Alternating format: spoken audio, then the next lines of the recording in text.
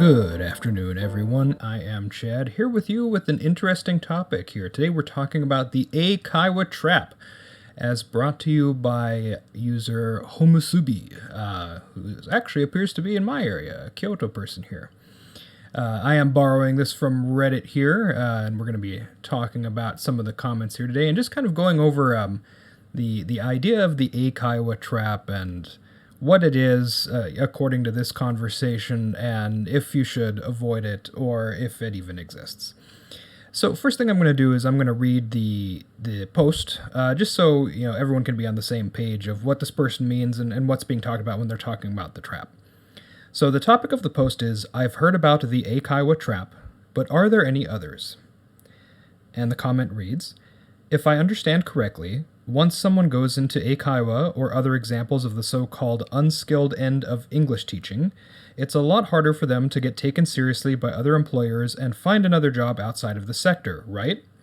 I was wondering, are there any other examples of things like this that impede one's ability to find another type of work if one is so inclined, even if it's just for a few months in a recession?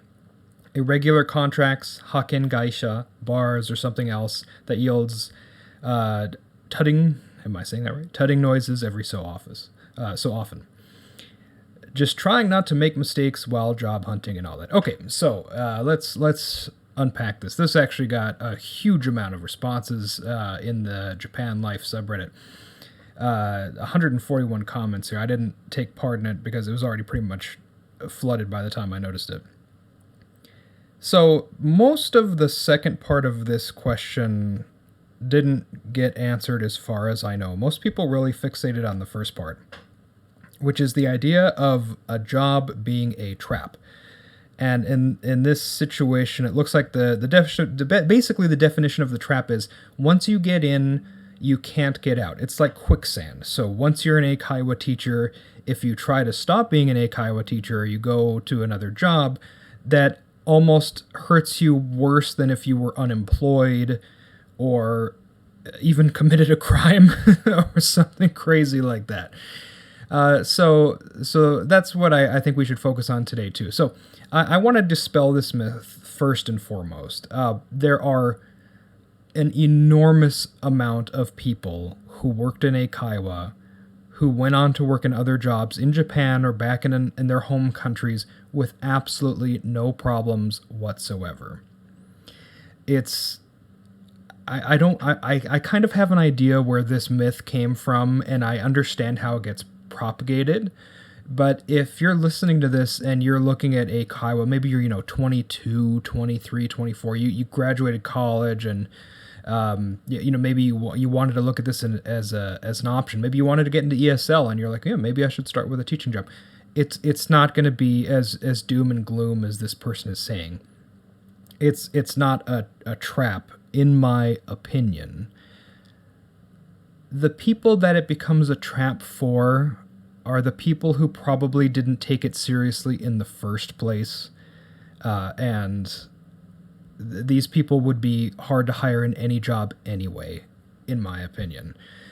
Eikaiwa, again, it gets a pretty bad rap, and for some reasons that are better than others. It has a huge turnaround rate. The attrition rate of teachers in Eikaiwa is enormous. It's why they're always hiring. It's why there's always an influx of new teachers, because people either work their year contract and get out, or they quit before their year's even up, most of the time. For me, this was way back in like 2011 when I got hired. I'm 35, holy moly.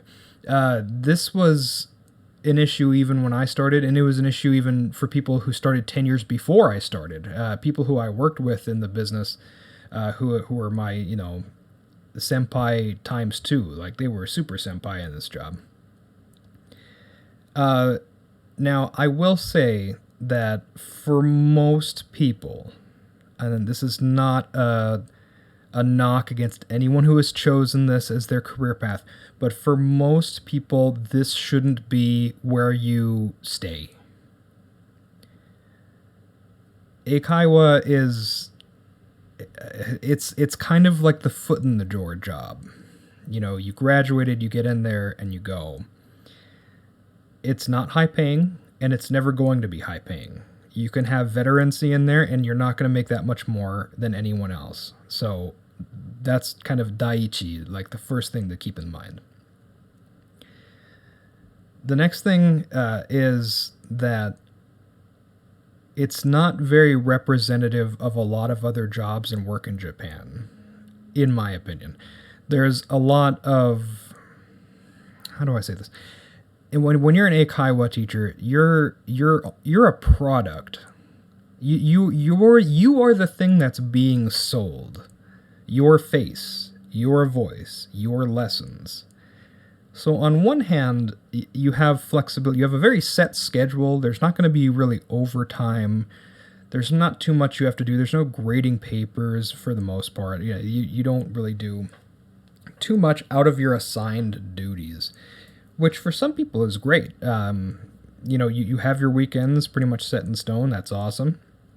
And you have regular hours, regular lessons. And then once you get good at it, and once you kind of fall into the groove of it, it becomes really comfortable, which is in and of itself kind of dangerous, because then it's hard to leave because you're comfortable. But I mean, it's nothing terrible. It's nothing that's going to stop you actively from finding another job. I went from working in Eikaiwa to working in finance. I mean, some of my best friends went from working in Eikaiwa to working in translation or video game development here in Japan. Yeah, I've got friends who went from Eikaiwa to teaching at a regular school. They wanted to stay with that teaching method as like an actual teacher, not an ALT. So you can make of Eikaiwa whatever you want to make of it. As per Homusubi here, I think this person might have heard this from a lot of people who echo this, because Eikaiwa can be considered, especially there's a lot of Eikaiwas who are shady and will take advantage of you, and they might be kind of afraid to take that step. If maybe they're in some financial trouble, they want to take on some extra work. For anyone who's looking to get into this, again, I'll echo this opinion a million times. It's not the end of the world. It will not ruin your resume. In fact, you might enjoy doing it. Some people I know who have lived in Japan for almost a decade started as Eikaiwa teachers and are still Eikaiwa teachers, or they're Eikaiwa managers and they work as, a middle management in the company. Do whatever you want to do. Don't let someone else's opinion dictate what career you want to pursue. All right, that's pretty much it for today. Thank you for joining us. This has been Chad, signing out, and I'll see you guys in the next one.